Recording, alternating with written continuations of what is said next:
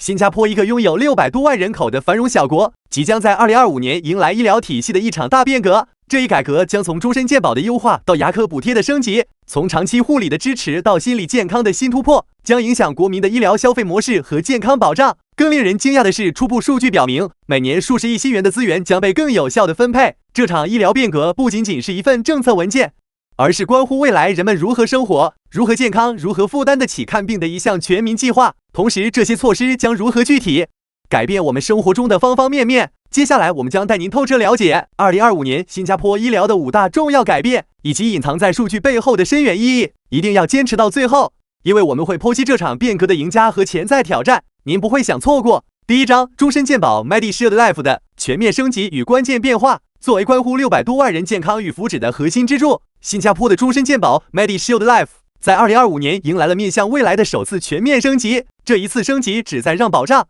更加贴近国民的实际需要，同时覆盖先进医疗技术带来的全新费用挑战。从2025年4月1日开始，每位参保人都将享受更高的每日索赔限额，尤其是住院手术和门诊治疗。例如，普通病房每日津贴上涨 63%， 年度索赔限额更是大幅提高到20万新元。此外，最重要的创新在于高成本的细胞组织和基因疗法将正式纳入保障范围。这类救命疗法过去因价格高昂，被不少人认为可望而不可及，如今终于不再只是少数人的选项。当然，这些扩大的保障也伴随着一定的保费上调，总幅度将在3年内涨至 35%。不过90%以上的国民将因政府补贴而不受实际冲击。同时，2025年试点启动的 Healthy 365计划，则通过将健康习惯转化为保费、折扣奖励的方式，增加民众的参与感，更大的福利，更科学的调整。终身健保正在从提供生存保障的底线，走向支持国民健康生活的扶手，与时俱进，应对未来更复杂的医疗需求。第二章，牙科补贴的大动作。提到医疗成本，有一个特别让人头疼的问题，那就是牙科费用。但在新加坡，2025年第4季度将对这一固有难点迎来全面的改革。多年来，橙卡持有人常因缺乏补贴，在费用上承受更多压力，而这一切即将成为历史。从当年只针对少数人群的营运模式，扩展到覆盖更多家庭，橙卡持有者将在基础牙科护理和预防性治疗中享受与蓝卡等同的补贴，这令人耳目一新。以一例950新元的根管治疗项目为例，获补贴后费用可能下降至约560新元。如果再结合400新元灵活保健储蓄额度的提升，最终患者只需负担160新元，这无疑是极具吸引力的改变。另外，7项修复性牙科治疗的补贴也将大幅增加，这不仅帮助中低收入家庭，更赋予年长者在晚年获得更优质护理的机会。政府预计这些调整仍能维持总成本的可持续性，同时让医疗资源分配更加公平。换句话说，2025年牙科治疗不再是沉重的经济负担，而是人人都可以负担得起的日常健康维护环节。第3章，保健储蓄更加灵活，涵盖面扩大。自2025年起，保健储蓄 MediSave 的灵活性将全面提升。这一制度的升级，正是为了解决不同人群在不同阶段面临的医疗开支压力。最大的亮点之一是针对年长者的年度提款限额从300新元提升至400新元，这让更多60岁及以上的群体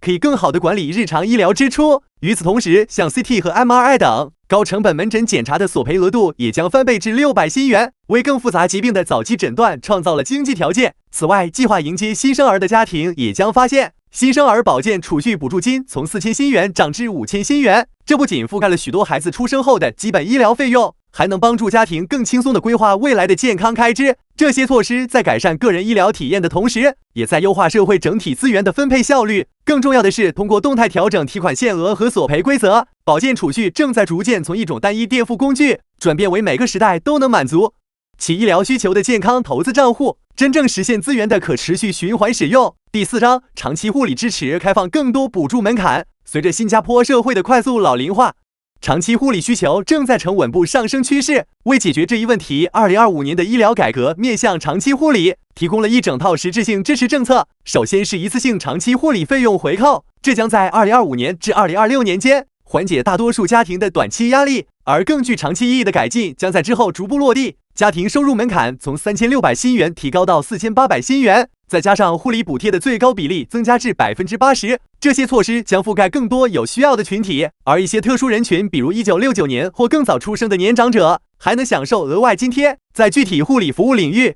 政府还扩大了辅助器具与出行基金的覆盖范围，让更多患者能够负担得起必备的医疗设备。同时首次向永久居民开放。这些政策设计的既周到又精准，尤其是家庭看护津贴，从原先的基础上增加到600新元，直接缓解了看护人群体的经济和心理压力。无论是居家护理还是机构护理，这系列改革都为老年人提供了更加灵活且可持续的支持，真正实现了社会资源效用的最大化。第5章，心理健康支持的新局面。在现代快节奏社会中，心理健康愈发受到重视。而在2025年，新加坡将站在全球的前沿，不仅强化了对心理健康问题的关注，还引领出一系列创新政策。全国心理健康热线将在6月正式上线，这一服务24小时开放，还特别针对年轻人建立了高效便捷的短信辅助机制。此外，一项名为 GraphV 的综合健康中心将于年底开始在青少年之间运行，这为因学习社交而面临压力的个体提供了一个兼具生活指导和心理辅导的空间。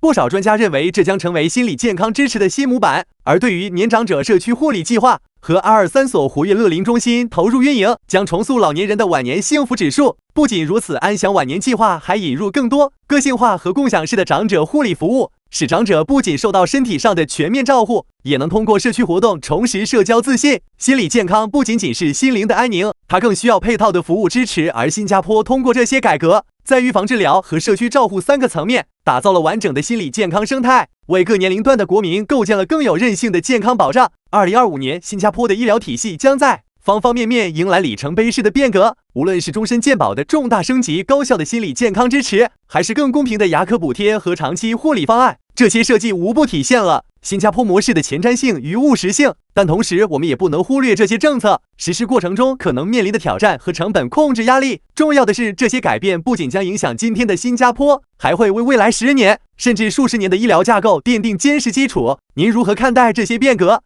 欢迎在评论区分享您的看法，别忘了点赞并订阅。我们将在未来继续关注新加坡模式如何进化，对世界又将带来哪些启示。